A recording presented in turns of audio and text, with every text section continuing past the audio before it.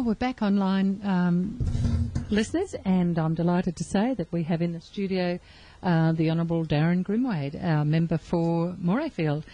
Good morning, Darren. Good morning, and good morning to your listeners. Now, I know that you and I have spoken a few times, and I know you've been on the radio. I think you're nearly getting a job here, aren't you? You've been on so often. Pretty well throughout that flood crisis, and just recently I was spending a lot of time on here. It was very important to sort of get that message out and get the information out to people, and being a community radio and obviously having that service for emergency services, it was good to be able to get on all the time and get the information out to the public. Yeah, we appreciate that. Darren, just quickly in regards to, I mean, we've done nothing much but talk about the floods and everything else, but your mud army, I mean, you were just tickle pink with the response, weren't you? Yeah, well, look, that was just sensational. I just want to take the opportunity to thank everyone for, the contribution they made, and for 101.5 for getting the information out there.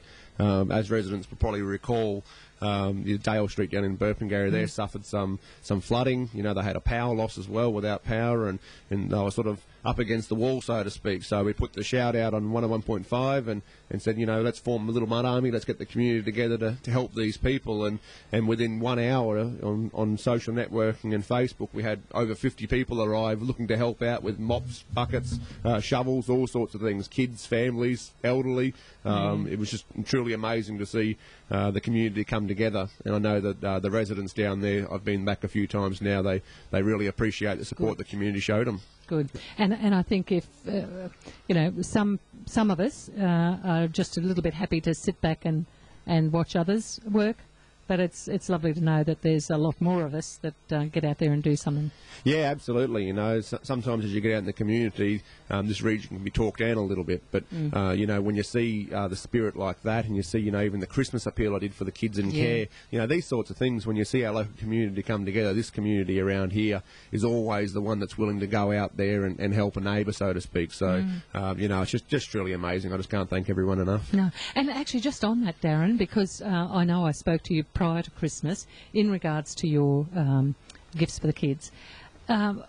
I have missed, and I've only got little snippets of information, but just give us a little bit of a rundown on those Christmas gifts that you gave out. Yeah, well, that was another example of the community coming together. We've got kids in care throughout Queensland, and, we've got a lot of kids around this region in care. And we wanted to sort of get an appeal going so we can give some presents and some gifts to those kids that, wouldn't ordinarily have a mum and dad, so to speak, to give them a Christmas present. And we started the appeal off with a box out the front, a standard size box you'd get from the grocery shop, and thought if we could fill that would be great. Yeah, well, towards the end of it, if people who know my office, it's about a 3x3 metre office. The whole office was filled, not beyond the joke, it was filled to the roof. Wow. You've never seen, well and truly, upwards of 1,000 toys and presents. Oh, I love that. When the department come to pick the toys up, I think they rocked up in one car with a boot to put the stuff in, and it took multiple trips of four-wheel drives to get the stuff up to the department. So, again, I just can't thank everyone enough there. No, we put it out in the paper, we put it out on the radio, and we appeal for people to try to contribute. And what we saw was just people walking through the door every day with, 10, 20, 30 different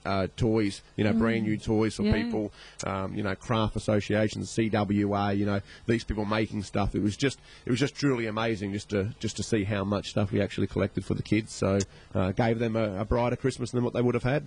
Yep. And Darren, I wonder if you'll allow me right now to mention the CWA as you did. Lenny from the CWA and all of our local regular listeners would remember Lenny. We speak to her each month on radio. But she has got her group baking for the Rockhampton people. And Lenny is sending all this food up to Rockhampton in good quality shoeboxes, but they do need a little bit of a hand with transport. So I'll just put a little call out there. If anybody would like to contact Lenny on 0419 740 039. Don't panic, I will say that again shortly.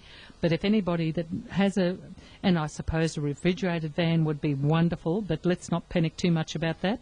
There are ways and means of making something refrigerated if you have to. But if somebody's got a truck that's going toward Rockhampton, the CWA would love to hear from you. Yeah, absolutely. Look, we put the shout out there again, and I'm sure with what we just spoke about, I'm sure that someone will come forward and have some sort of information or some sort of equipment for them. Yeah. The CWA ladies, they do a fantastic job. Absolutely delightful. And I can vouch for the people in Rockhampton that will be receiving those goods. They're amazing cooking expertise too. They've been doing it for a while, and they're damn good at it. Yeah, it's the old style cooking, and it's beautiful. Good old home. So yeah, I mean, again, it's another community group that's willing to go beyond and try to help where they can and do what they're good at. So. Absolutely. And I'll say that number again, Darren. It's 0419 740 039, and it's Lenny from the CWA. She'd be delighted to hear from somebody. And even if you've got some good quality shoe boxes that you just wanted to drop off, they'd be delighted to have those as well, guys. And that transport, if somebody's heading towards Rockhampton, has an amount of space in their boot, we'd love to hear from you. So thank you for that. And Darren, we'll wind up very shortly. Is there anything else? I know that you're back in Parliament next week, aren't you? Yes, back in Parliament next week, so the year will resume again. Obviously, the first week, more than likely now, will be highlighting the flood disaster and the reconstruction and recovery of that. But one thing I will just highlight is on my website there at darrengrimwade.com.au, there's some information for people that are looking in regards to the floods. So those that are looking for assistance even, or those that even want to help, there's some information on how you can do that. So as we're in recovery mode now, most people are sort of indicating, how can I help? How can I contribute? Our area, thankfully, was pretty well spared compared to the rest of the state. So the best way people can do that is to, on my website there or on my Facebook page, there's information on it. But there is a site, if people want to give things, called giveit.com, and they can get that information. You can donate goods on there. You can, white goods, things that need to be given to charitable organisations. But probably the best way, if people want to contribute somehow, would be to a financial donation to the Premier's flood relief appeal. The number for that, just for your listeners, is 1800 811 700. That's probably the best way people can do that. If everyone can make a small contribution to that appeal, then that money's going straight to the Red Cross. And what's the situation with the flood appeal is that Premier Newman and the Queensland government have decided to pay for all the administration costs of joining that with the Red Cross, or joining that appeal with the Red Cross.